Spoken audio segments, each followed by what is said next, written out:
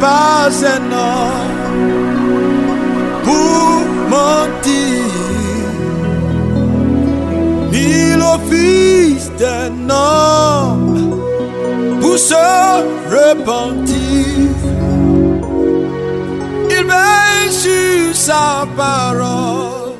Chers frères et sœurs du temps de l'espérance, je voudrais vous saluer et que la grâce de Dieu, source de paix et de bonheur, puisse être le partage de chacun d'entre vous. Bienvenue à notre temps de jeûne et prière. Avant d'aller plus loin, nous allons prendre nos Bibles dans l'évangile selon Matthieu, au chapitre 18, verset 19 et verset 20. Si vous avez trouvé, j'ai fait la lecture. Je vous dis encore, si deux d'entre vous s'accordent sur la terre pour demander une chose quelconque, elle leur sera accordée par mon Père qui est dans les cieux. Car là où deux ou trois sont assemblés en mon nom, je suis au milieu d'eux. Et que Dieu puisse bénir sa parole et que sa faveur soit manifeste. Je voudrais partager ce thème avec vous. Dieu veut t'exaucer. Dieu veut t'exaucer. Et cette parole est de notre Seigneur Jésus. Et nous sommes encouragés à saisir et à comprendre ce que cette parole nous demande de faire. Dieu veut t'exaucer. Le désir du Seigneur, c'est de manifester sa grâce. C'est d'écouter tes prières, de les exaucer pour que sa joie soit parfaite en toi. Mais pour que le Seigneur puisse nous exaucer, il y a des conditions à suivre ou des règles à respecter pour voir l'exaucement du Seigneur se manifester dans nos vies, pour voir sa gloire dans nos cœurs. Dans notre texte lu, le Seigneur précise bien que si deux personnes s'accordent sur cette terre, donc d'abord, pour recevoir l'exaucement du Seigneur, peuple de Dieu, nous avons besoin de nous accorder. S'accorder, c'est d'être unis, d'avoir la même pensée. C'est le fait de s'attendre que rien ne soit là pour nous séparer ou causer un obstacle. Lorsque nous lisons les Saintes Écritures, surtout dans le livre de Josué, Israël devait aller en guerre contre Haï, la petite ville Haï. Et c'est trouvé que Israël a été battu par Haï. Pourquoi? Parce qu'au milieu d'eux, un homme du nom d'Akan a pris des choses par interdit.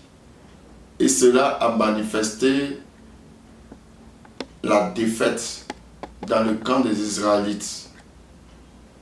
Le peuple d'Israël n'était pas en accord, puisque au milieu d'eux régnait le péché, Akan. Et pour cela, ils ont été vaincus. Lorsque nous prenons le cas du livre de Jonas, Dieu avait demandé à Jonas d'aller à Ninive, mais il a pris le bateau pour aller à Tarsis. En pleine mer, il y aura une grande tempête. Les mariniers ont tout fait, mais cette tempête ne cessait pas. Ils se sont interrogés et finalement ils ont tiré au sort. Le sort est tombé sur Jonas parce qu'il fuyait la présence de Dieu. Il fut jeté ainsi dans la mer et la tempête s'est calmée. À cause de Jonas, à cause de sa désobéissance, la tempête s'est manifestée.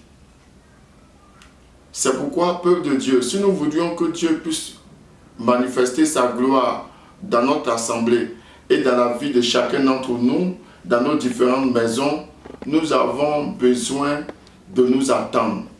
Puisque nous sommes en train de jeûner dans nos maisons, mais nous sommes unis en esprit. Pour voir les ossements du Seigneur, il est important que nous puissions nous accorder. Il est important que nous puissions nous accorder pour voir la gloire du Seigneur. Il faudrait qu'il règne la paix, l'harmonie, l'attente au milieu de nous.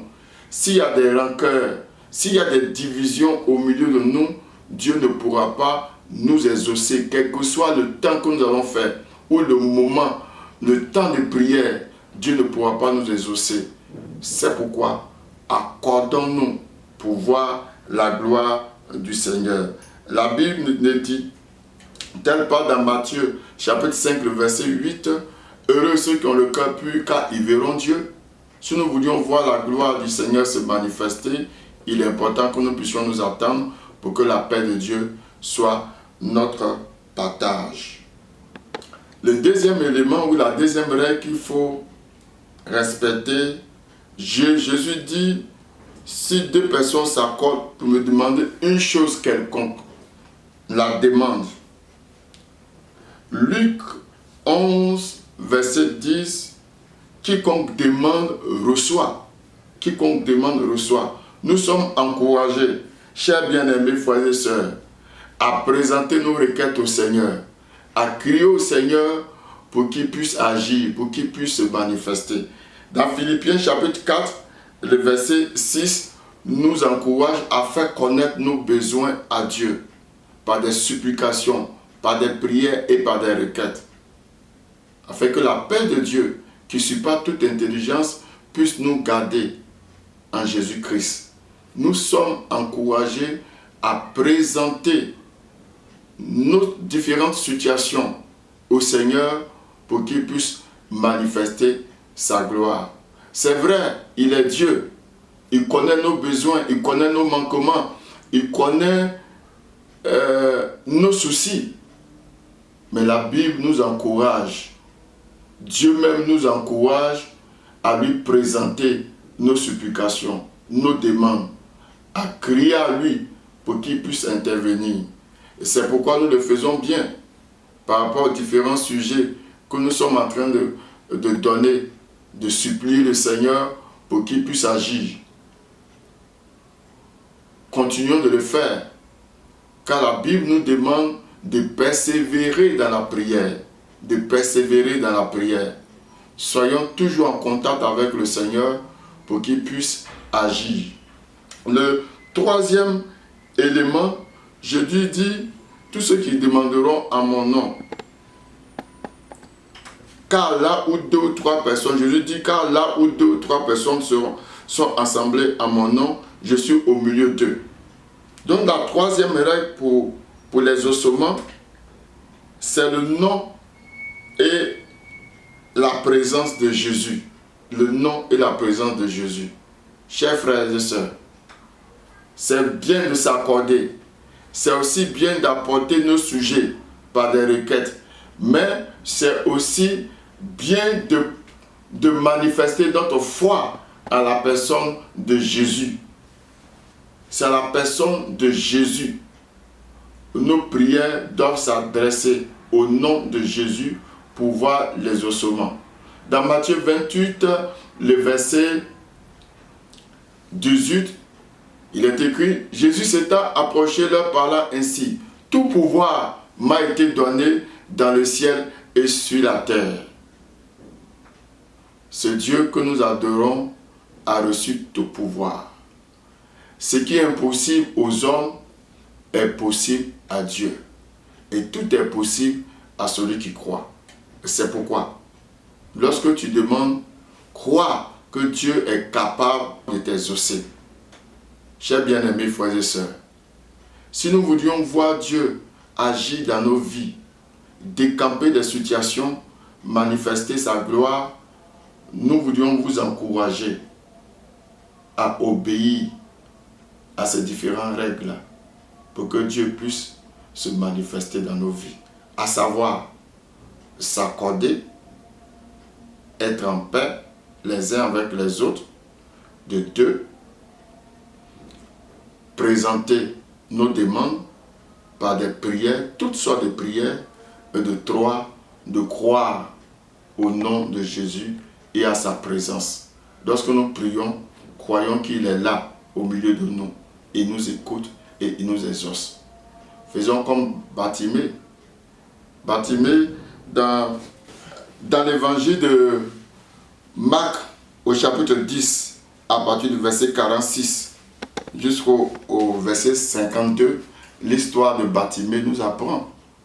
Lorsqu'il a entendu que c'est Jésus qui passait, il s'est mis à crier. « Jésus, fils de David, aie pitié de moi. » La foule le reprenait, mais il continuait sa demande jusqu'à ce que Jésus lui dise « Viens ». Et c'est ce même peuple qui l'a encouragé à partir. Et lorsqu'il est parti, Jésus lui a dit « Qu'est-ce que tu veux que je fasse pour toi ?» Il dit que je recouvre la vue. Et c'est ce qui s'est passé. Il a demandé, il a persévéré, et il a eu foi en Jésus, dans le nom de Jésus, et il a été guéri, libéré. C'est pourquoi, pour ce temps de jeûne et prière, crois que Dieu t'exauce, mais respecte ces 3 règles pour que sa gloire et sa faveur puissent être ton partage. Que Dieu te bénisse. Dieu de grâce, je voudrais t'apporter la vie de chacun d'entre nous. Donne-nous d'avoir foi, de savoir que tu es le Dieu qui exauce, de savoir que tu es le Dieu capable de tout. Nous tournons nos regards vers toi à cette heure-ci. Permets que ton peuple soit uni, que ton peuple puisse avoir foi pour t'apporter ces supplications et exauce-nous du haut des cieux. Manifeste ta gloire au nom de Jésus. Amen.